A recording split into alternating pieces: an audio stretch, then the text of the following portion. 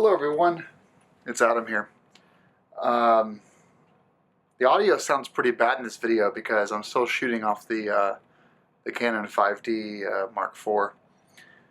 That's going to change, well, it's going to change in the future for some of the audio stuff I do. The exciting news is that I have decided to do a podcast. And as I mentioned in a previous video, this is not my first podcast.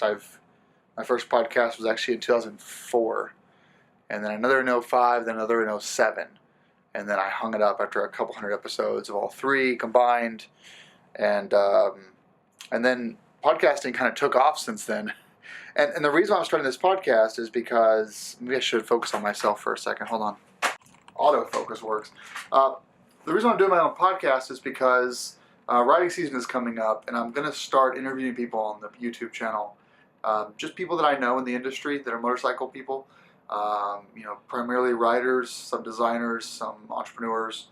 And there's going to be video for you all, but they're going to be long episodes. So instead of forcing you to watch half an hour to 2 hours of video, I'm still going to publish those videos on YouTube, but there's going to be a secondary version of audio, and that'll be the podcast. And so I thought, well, how can I get great audio for myself and my guests? One of my biggest complaints about some of these, especially motorcycle podcasts, is they're not heavily listened to, but it doesn't matter because audio is shit. So I wanted to really have great audio, so I'm going to invest in a set that I think is going to really be awesome. So let's move down there again. Hopefully this is in focus. There we go. Okay. So ignore this. Ignore the Shure SM58s. I don't know if any people here are audio people, but I'm just going to go through this bit by bit. So I travel a lot, and I go to a lot of rallies. And so I want something so at home I've got a Blue Yeti Pro hooked up to my iMac through USB, and it's fine. It picks up too much. It's way too sensitive, even with really low gain. And so this microphone isn't really going to be for home, a recorder. You guys see that okay? Yeah. This is overkill for a podcast. But I want to put this into a Pelican case, which is on order, by the way. Put this into a Pelican case and have this always with me. When I go to rallies, my top box is iPad Pro,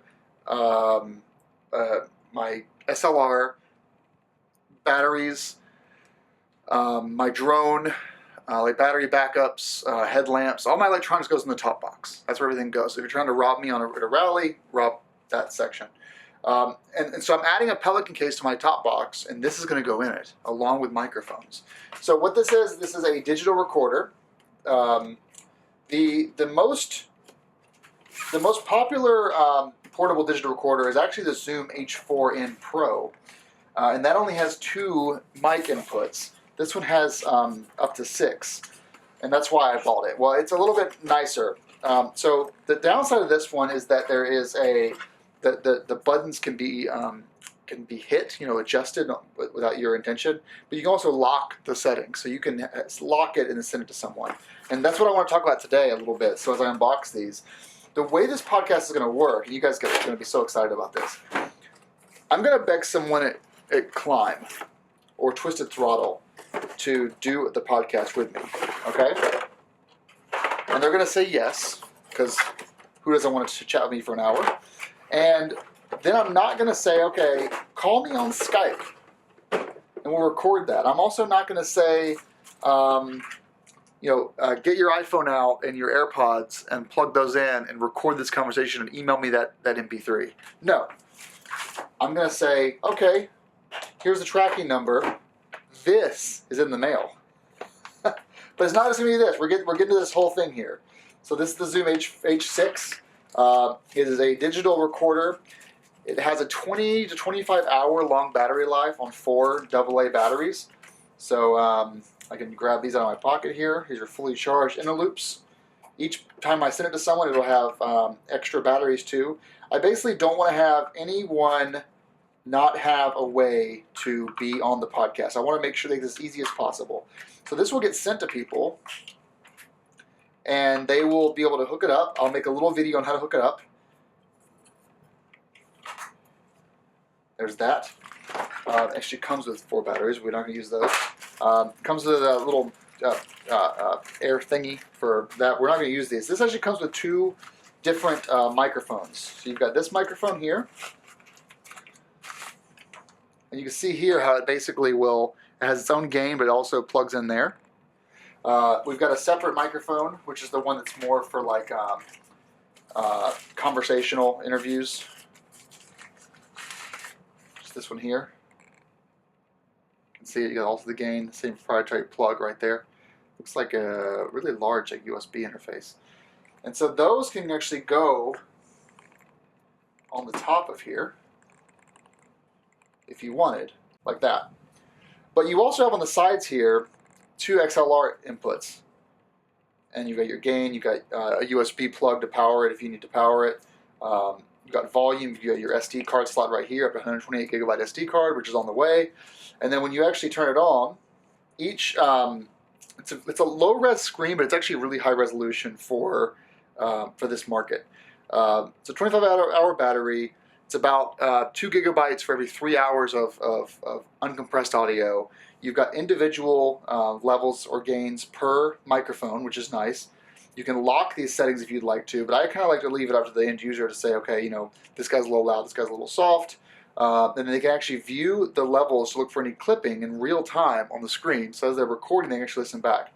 I'm also going to be sending a small Manfrotto tripod that goes into here, which will, it's around here somewhere, but actually let me grab it real quick. So this will go with it. Now this is usually what you would do actually if you just wanted to record a conversation with 2 people, which by the way, when I go to rallies, this is very much my setup. Put the little foam bit over there like that, and literally when I go to rallies, this will be my setup. So when I go to rallies to interview you guys, it'll be just like this. Actually, that focus, okay. Yeah. So this is our mobile recording setup for actually recording any podcast with anyone in person. You know, no bumping. It sits on the table. You point it at both people sitting next to each other, and you just talk into it, which is pretty cool, right? That's neat. It's neat that we have like this. But I thought to myself, you know, I really want to go the extra mile. So, and when I mail someone a setup, I want it to be a setup they can really. There's no bumping. There's going to be no issues with clipping. It's going to be really balanced, good quality, crisp sound. So I grabbed 2 SM58s. Let's turn this off. This is the standard professional, you know, vocals microphone. It's you know, anyone in the audio space knows about this microphone. I am going to open up one of them to show you what they look like. This is the setup that has the actual XLR inputs there. So you hook this microphone directly up to the Zoom. Comes with the case as well. So you've got your case, you've got your microphone. Here it is. Pretty awesome. Small, lightweight. It'll go into this carrying case with the actual cable itself. Just like that. So there is the SM58. We got 2 of them. While this does have 4 inputs and 6 if you buy the adapter to actually add 2 more up here, I'm only going to be doing, for now, just 2. And if I ever have a situation where I'm interviewing 3 or 4 people, these are $110 each with the cable. So it's not that bad to buy a couple more of these if I need to. And that was kind of my thought as well, because the H4n Pro has 2 inputs, but the H6 has 4 inputs. And then if you want to do 6, you can add this piece here, but I'll never exceed 4, I don't think. So this is a good way to still record that way. Of course, I also grabbed the popper stoppers for the SM58. I like red, so I grabbed red, which will be nice for reducing amateur pops. And then also, because I'm a little insane, I grabbed these.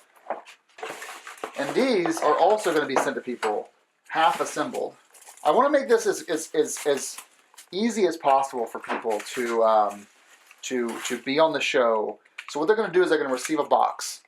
They're going to receive this box. It's going to have a couple things in there. It's going to say, hey, you know, watch this video, and once they watch the video, they'll be able to have a setup just like this. They'll have this plugged in. Instructions will say, hold here to turn on. Once everything boots up, do a test of your levels, make sure no one's peaking, and then hit the record button and record. It's for me while I'm mobile, because I can fit all this in my top case easily, but it's also for individuals who are receiving this in the mail from me. So I'll always put a return label. 1 or 2 people can sit and talk to me. I'll be talking to them over the phone, or through a MacBook or something, so they'll be able to hear me through the headphones and be talking to me in real time through the microphone. So we'll still be talking in real time through microphones, but but when they mail this back to me, I will have an SD card with the files that are like exceptional quality. And that's what I've been trying to go for here with this setup, which is, yes, it's expensive. It's very expensive for a podcast that doesn't make any money, probably ever. But it means that I can record stuff from the road. If I'm on a trip and I want to record a couple things, if I'm traveling with someone, we want to record our thoughts in the day. Podcasts don't need to be, you don't need to overthink them. You just need to record stuff. So, and I know that sounds like I'm not simplifying all the work you guys put in that are podcasters, but I'm thinking to myself, I'm on a motorcycle road trip and me and my buddies want to talk for half an hour about our day. That can be a podcast. It doesn't matter. And that's what this setup allows us to do. And so, at the very least, going somewhere with just this, it's easy, right? So easy to just travel with this. But then, if I really want to go crazy, I could bring a mic or 2 with me and record with those as well. And so I'm going to do some serious testing. This is not the end. You'll hear about this. I'm going to do some serious testing with these and try to figure out what works for me before the return period ends. But I guess I should have started with this, but you can now look in the description and I'll post a comment. You'll see that there is now a podcast. Use your podcast app of choice and search for Spinning Spokes with Adam Chandler and give it a listen. And so that's my new thing this summer, is recording myself, but not video. Sorry, autofocus, but audio.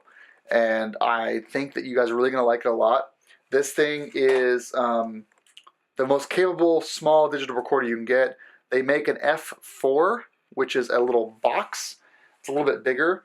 And it's still battery powered. It still has the 4 inputs, but it's a little bit heavier and a lot more expensive, like double the price. This was $320 and the F6 or F4, whatever it was like $700. And so I don't think I'm ready to spend that kind of money yet. But this is a good way to test the waters. And if anything, I can sell it for half what I paid for it a year or 2 from now. But I really think I'll be keeping this for a while, and I'm super excited. So thanks for watching. Go check out the podcast. Subscribe, preferably in Overcast. And it will improve over time, I promise. But I'm really excited about this. So thank you. Thank you for checking it out. Have a good day and ride safe.